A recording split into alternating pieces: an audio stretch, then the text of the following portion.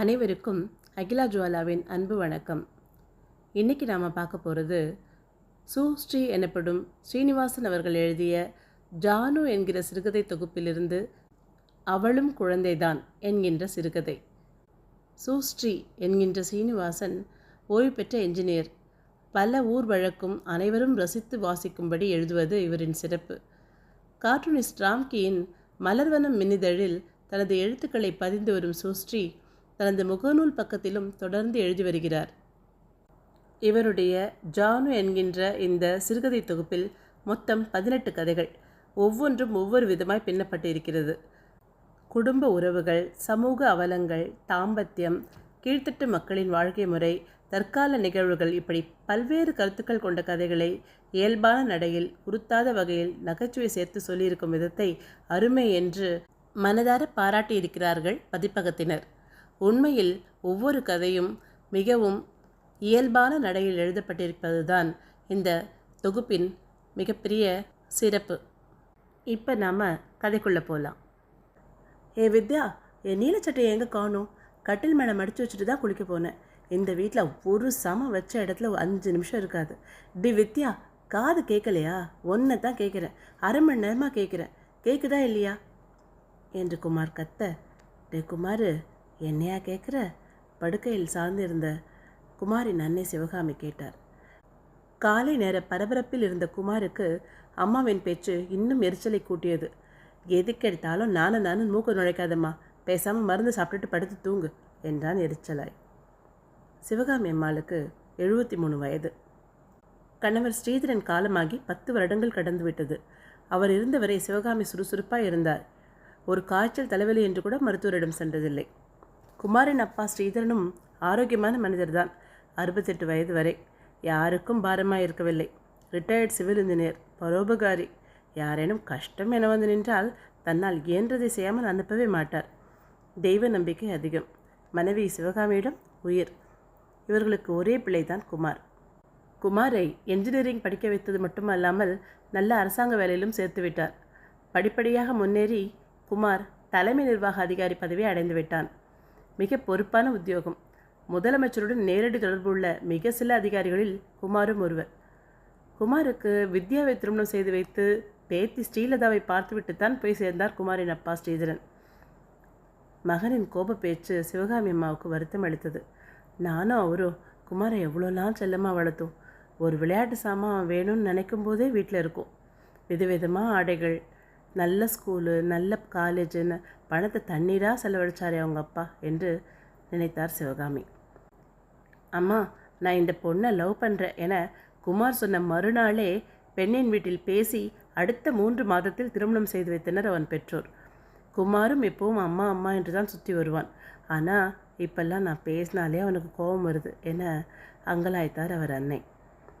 ஒரு வழியாக கிளம்பியவன் வழக்கம் போல அம்மா போயிட்டு வரேன் என கூறி புறப்பட்டான்.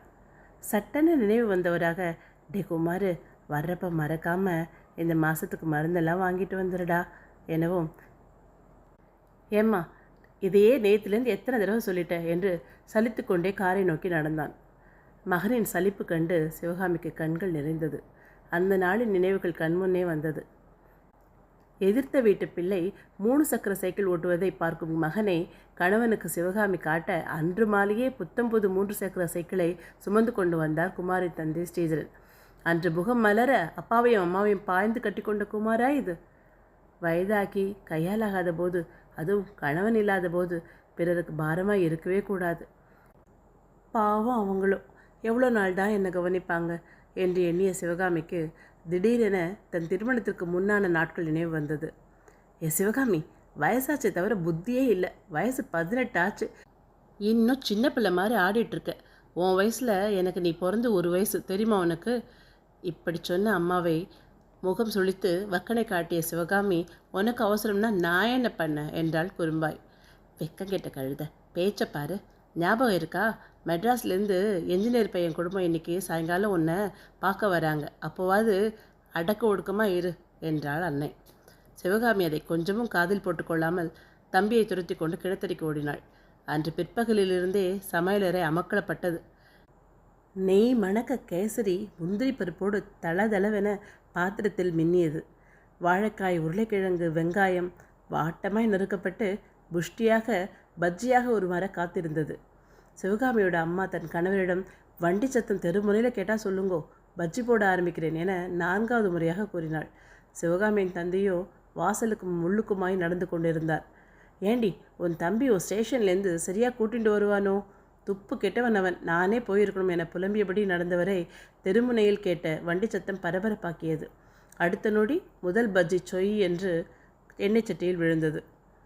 சிவகாமி சாவகாசமாக முகத்தில் சாண்டில் பவுடர் அப்பிக் கொண்டிருந்தாள். அவளுக்கு துணையாய் எப்படி நடந்து கொள்ள வேண்டுமென அறிவுறுத்த அவளின் பெரியம்மா பெண் இருந்தாள். அக்கம் பக்கம் மக்கள் 7-8 பேர் கூடத்தில் கலகலப்பாக பேசிக்கொண்டிருந்தார்கள். தன் தாயார் தகப்பனாரோடு கம்பீரமாக உள்ளே வந்தான் ஸ்ரீதரன். சிவகாமியின் அப்பா மாமா அவர்களை வசதியான சேர்களில் அமர வைத்து உபசரித்தார்கள். முன்னால் சிறிய மேஜை போடப்பட்டு அதில் குளிர்ந்த நீர் வைக்கப்பட்டிருந்தது. சம்பிரதாயமான பயண விசாரிப்புகள் நடந்தேறின. கூடத்தில் போடப்பட்ட பெரிய ஜமக்காலத்தில் கேசரி, பஜ்ஜி வாசனை பிடித்தபடி உறவுகள், நண்பர்கள் என பலரும் அமர்ந்திருந்தார்கள். சரி, பொண்ணை சீக்கிரம் கூப்பிடுங்கோ, நாங்கள் 7:30 மணி வண்டிக்கு பட்டணம் திரும்பணும் என ஸ்ரீதரின் அம்மா கூற, தலையை குனிஞ்சுட்டு போய் அவள் காலில் விழணும் என 7வது முறையாக அறிவுறுத்தி சிவகாமியை அனுப்பி வைத்தாள் அவளின் பெரியம்மா பெண். சும்மா இருக்கா, குனிஞ்சா முட்டி தான் தெரியும், அவனை எப்படி பார்க்கறது என்று சிவகாமி எதிர்பேச்சு பேச, ஏய், அவன் இவன்னு பேசக்கூடாது, உன்னை உட்கார சொல்லும்போது லேசாக பார்த்துக்கோ, பாட சொன்னால் பயப்படாமல் பாடு என அறிவுரை வழங்கினாள் பெரியவள். காலில் விழும் சம்பிரதாயம் முடிந்து சிவகாமி அமர்ந்து பக்த ராமதாச கிருதியிலிருந்து பாடினாள். அந்த அமிர்த பிரவாகத்தில் அசந்து போய்விட்டான் ஸ்ரீதரன்.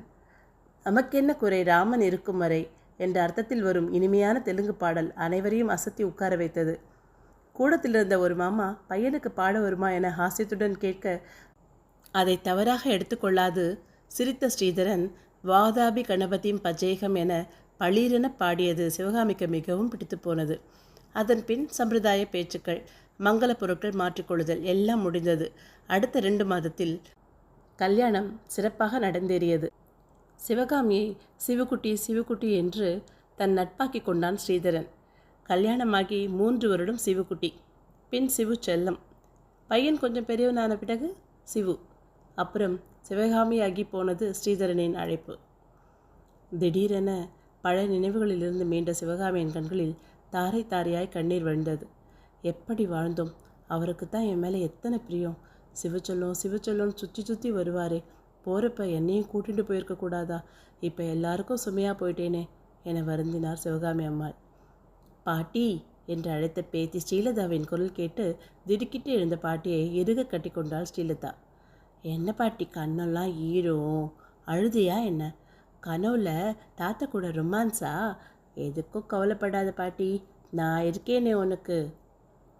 நீ எங்கள் சிவுக்குட்டியாச்சே, பாரு, உன் கண்ணில் தண்ணி பார்த்து அம்மாவும் அழறா என பேத்தி கூற, என்னாச்சத்தை, ஏன் இப்படி காலையிலேருந்து வருத்தமாகவே இருக்கிறீங்க? உங்கள் பிள்ளை ஆஃபீஸ் டென்ஷனில் நம்ம மேலே தான் அதெல்லாம் காட்டுவார்னு உங்களுக்கு தெரியாதா என அருகில் அமர்ந்து சமாதானம் செய்தாள் குமாரின் மனைவி வித்யா. அதே நேரம், அம்மா சிவுச்செல்லம் என அழைத்து கொண்டே வீட்டினுள் நுழைந்தான் குமார். பெற்றவள் அருகில் வந்தமர்ந்த குமார், அம்மா, ரொம்ப நாளாக சொல்லின்னு இருந்திய காசு மாலை ஒன்று அப்பா உனக்கு செஞ்சு கொடுக்கவே இல்லைன்னு. உன் பையன் உனக்கு நான் 12 வந்திருக்கேன், எழுந்து உட்காரு, போட்டு பார்க்கலாம் என பிள்ளை கூற கண்ணில் மீண்டும் கண்ணீர் திரையிட்டது சிவகாமிக்கு. ஏண்டா, ஏதோ வயசா காலத்தில் ஆசைப்பட்டேன், இந்த வயசில் எனக்கு எதுக்கு, உன் பொண்டாட்டிக்கு கொடு, சந்தோஷப்படுவா என கேலியாக பெற்றவள் கூற, அருகில் அமர்ந்து தோளோடு அம்மாவை அணைத்து கொண்ட குமார், அம்மா, காத்தால் ஏதோ டென்ஷனில் உங்ககிட்ட கத்தி பேசிட்டேன், ஆஃபீஸில் வேலையே ஓடலை என்றவன் அன்னையின் மடியில் சிறு பிள்ளையைப் போல படுத்து கொண்டான். ஸ்ரீலதா பாட்டியின் கழுத்தை கட்டிக்கொள்ள காலடியில் அமர்ந்து மடியில் தலை வைத்து கொண்டாள் மருமகள் வித்யா. இப்போதும் சிவகாமி அம்மாள் கண்களில் கண்ணீர், ஆனால் அது ஆனந்த கண்ணீர். போட்டோவாக தொங்கிய ஸ்ரீதரன் முகத்தில் புன்னகை. முதியவர்களும் குழந்தைகள்தான், அவர்களை நேசியுங்கள்.